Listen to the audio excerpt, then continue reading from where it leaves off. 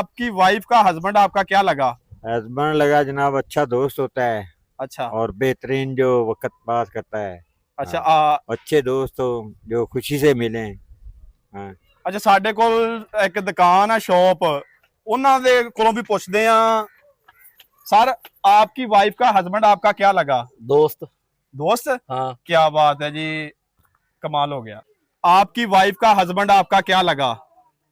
कोई पता नहीं ਅਸੀਂ ਕਿਹੜੇ ਪੜੇ ਲਿਖੇ ਆ। आए कमाल हो गई। कुछ दस दियो, कुजीन दे नाल दस दियो, अगर पढ़े लिखे नहीं हो ਸਾਡਾ ਆਦਾ ਜ਼ੇਨ ਬੁਝਿਆ ਪਿਆ ਟਾਈਮ। नहीं कोई दस दो ना सारे देखने वालियां नु, साडे सुनने वालियां नु, साडे चाहने वालियां नु कुछ दस दियो।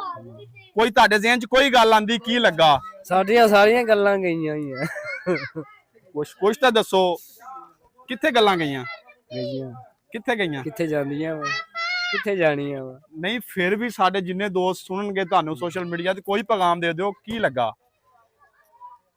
ਕੋਈ ਤਾਂ ਚੰਗਾ ਲੱਗੇਗਾ। ਅੱਛਾ ਯਾਰ ਕੋਈ ਜਿੰਨੇ ਵੀ ਸਾਡੇ ਸੋਸ਼ਲ ਮੀਡੀਆ ਤੇ ਦੋਸਤ ਸਾਨੂੰ ਸੁਣਨਗੇ ਉਹਨਾਂ ਨੂੰ ਤਾਂ ਪਤਾ ਲੱਗਣਾ ਚਾਹੀਦਾ ਨਾ ਵੀ ਤੁਹਾਡੀ ਵਾਈਫ ਦਾ ਹਸਬੰਡ ਤੁਹਾਡਾ ਕੀ ਲੱਗਾ।